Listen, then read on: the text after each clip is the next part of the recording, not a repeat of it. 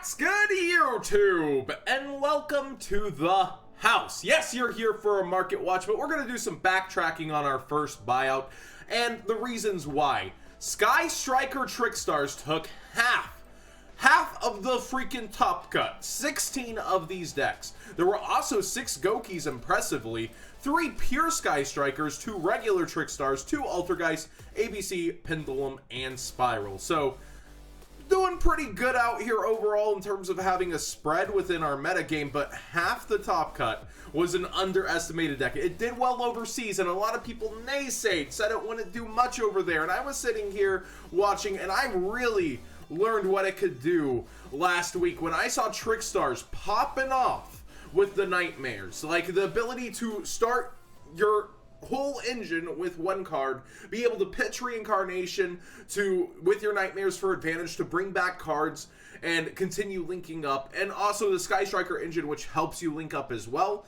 All these one card starters that really give you more field presence in a deck that already kind of thrived off having recurring field presence for little commitment can now shove just infinite hand traps in their deck and call it a day, and that seems to be what's happening. But I want to note these 3 Sky Striker decks. We scroll down, top 16, top 8, and all 3 Sky Striker peers are still there. If that doesn't tell you something about the deck, which a lot of people were saying couldn't do it on its own without summon sorcerers, that wouldn't be a thing, y'all might have underestimated this a little, and the hype does seem real when 3 for 3 make it to top 8. Down into top 4, only 1 carries on and is playing against Trickstar Sky Strikers. The other 2 matches are Trickstar Sky Strikers as well. It's pretty dominating. So the market watch part of this, weird. The lowest reincarnations on TCG Player are 50 before 55 and 60. Super low quantities, 5 prices. A lot of people saw this coming yesterday, and a lot of people committed to it. They said, all right, I'm going to Nationals. We're playing Trickstars. It's almost like they got a buff from the new time rule, too. We're going to have a whole video on that, by the way. The new time rule, by round 2, over 16% of the field, you're telling me about 16% of the field by round 2 had a tie. Double almost all the past events. It's like 15 or 16%. It's crazy. It's actually insane.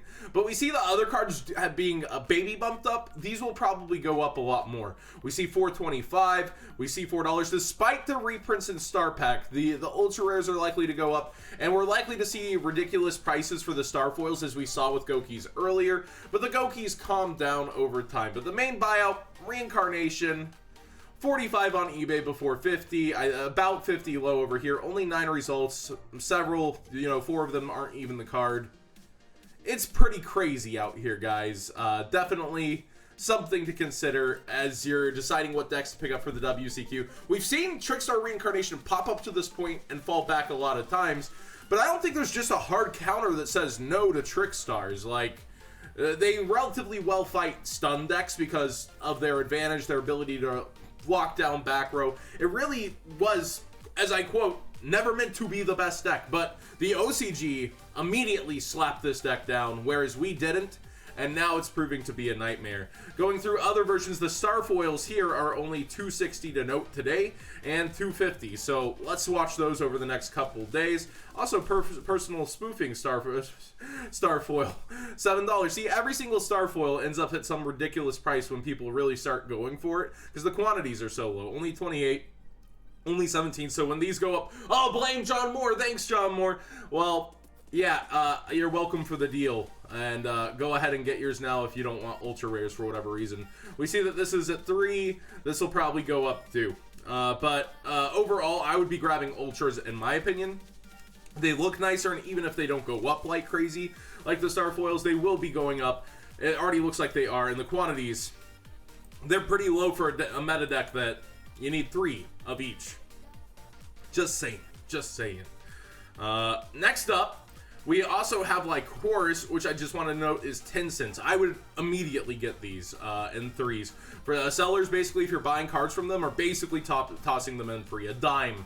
You're paying 30 cents for a playset if you find the right sellers. A little bit more on others, but 17 cents at 19 of them from Dabbers. Yeah, you can just easily go ahead and get this card, so I don't see why you would hold off if you're playing Trickstars on buying that. I want to discuss that Drone Luck may, as Trickstars are rising up, be the best hand trap of the format right now. Against Sky Strikers, it's very good. The moment they play Engage, you can drop Droll, and they stop adding for the turn. The moment that they're going to go ahead and activate any of their Trickstar Searchers, it's immediately good. But then in Trickstars, you do have the chance still to rob an entire hand. If your opponent adds one card in this ad-heavy format, and you have Reincarnation Droll, it can be a wrap. I've seen a lot of duelists start to play where they're setting cards on the field already that they plan to activate later, and if you don't end up activating those, they got a light stage.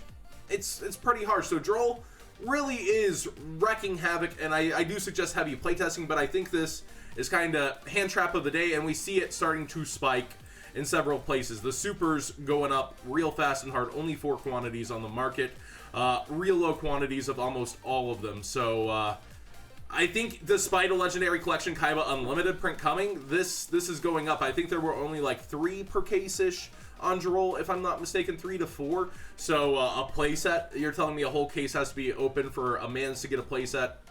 It's pretty rough.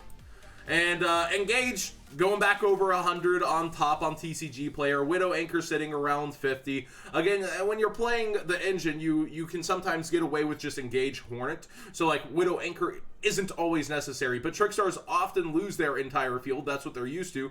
Reincarnation then puts in work. You build your field back. So Widow Anchor could reasonably see play in some variants, but we do see over here on eBay it maintaining below the 100 mark, and Widow Anchor actually, let's see, I don't have them in order. Let's check it out. Ah, yes, even lower, as I suspected. 47, 47, 47, 50. There was no way this was going to maintain value, as it's kind of an option depending. If you're playing pure, of course you're playing this. Absolutely necessary. But if you're playing any deck that's trying to make nightmares, that's trying to make field presence, this becomes kind of a dead card to you unless you get blown out, and you'd rather have another card continuing to build your board workshop or protect your board immediately rather than hoping for your board to get destroyed and then play this. So that's kind of a thing some people might not have considered. But if you do shop around, Yu-Gi-Oh! Singles actually has them at 45 as well, which might be helping to put the price down, and then you can get 5% off with that sweet code HoC What's Good YouTube 5. Let's just go ahead and put that under here. Why don't we? Ooh, that hot code can get you that 5% off on the site. And Beat is also down versus TCG Player. TCG Player, $19. I don't know why this is getting so hyped. The deck is just not that good. It's a fun, cool deck. The negates don't destroy. I guess it's just a product of being short printed in the set compared to other cards. All the top cards are the shorter prints. The Sky Striker Maneuver, Beat, Widow Anchor, Engage. Weird that the shorter printed cards would happen to all be the most costly. Like, not even a lot of people are going for Afterburners. They might play one-ish, and still demanding 13 versus other cards in your deck. Oh, also, 2 really good investments, just a note. I think every single version of Super Allure has gone up over time. Even though we just got a common, it's likely that this will go up over time. And Toon Tables, there's no way that over time it does not go up. I would just say, trade for as many copies. I don't think it'll immediately go up or anything, but just start trading for copies. I wouldn't go out buying. I wouldn't hold on to this like if you're paying cash, but get these as throws-ins on trades. There'll be really a lot of them out there right now, and I think you should be going for them. Another note, Kaguri, $1.50. Ooh, if you are shopping Yu-Gi-Oh! Singles, save yourself a little, $1.04. But remember, it is international shipping, so unless you're placing a large order with your teammates, you want to fill that cart up to $75 US about, so that you get free shipping to the States. Vampire Sucker, a card that was highly underestimated at the beginning by many. I told you guys to pick them up while they were 4 to 5s. 12s. Oh, okay. 12 here. You see that it's bumped up and kind of stabilized. I think that it's the hardest to get card for the vampire, since everything in Dark Saviors was relatively easy. You see, look, weird, none of the vampires even making the front page now. It's not really talked about. It's not really thought about too much. She's a good generalized link, but even this, which started, I think, at like 5s or something, less than $1. Nobody's really freaking out about the vampires, and it's a fun deck to have in your back pocket. But the most expensive and hardest to get part that's guaranteed, you know, to not be in the Megatons, I believe. Vampire Sucker, yeah, it is Flood, right? That isn't in the Megatons, I believe. I want to make sure I'm good. Yeah, Flood's the set not in the Megatons. Speaking of Flood, let's just peek in while we're here. Permanent still holding. Ghost Bell still about holding near 50. That's what is that? Almost 48. Idley dropping pretty fast. A lot of people figuring out that's not the deck to play, or you're not concentrating on it too much all the time. Unicorn holding. The Nightmares are still really, really good. And I think a lot of the Trickstar decks that we see this weekend will be playing it. I could be wrong, but I think Trickstars, along with Sky Striker Engine, are what people are doing. So, just to note, like, she's probably the hardest vampire card, quote-unquote, to get. And then finally, creeping back up. $40 here on eBay, but we see it fastly rising over here on TCG Player, 45. Remember when it took 3 firewalls and people noticing spirals and firewall to finally boost it up and make it ridiculously priced? It's happening again, but it's at 1. It's just been a long time. So if you're not playing in the WCQ, I still heavily suggest selling this card.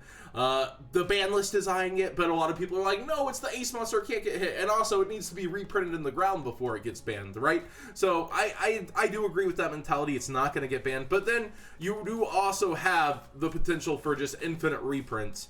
And here we are, almost a year later, still waiting for those reprints. The fastest ever reprint in the entire game.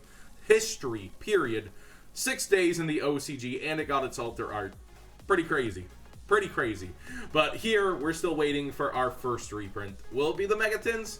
I'd hope so, since Warlord's in there.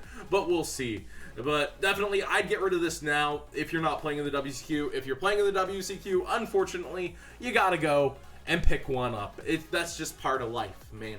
So, thanks for watching today's Market Watch. What did you guys think of what's going on? I think it's a little bit crazy that Trickstars did so well, just out the gate so well. But again, it's something the OCG didn't have access to, and now they're probably over there looking at us like, man, kind of glad we didn't have to deal with that. We had to deal with Spirals a little longer. Glad we didn't have to deal with Trickstars. And again, buffed by the time rules, huh? Good job, Konami.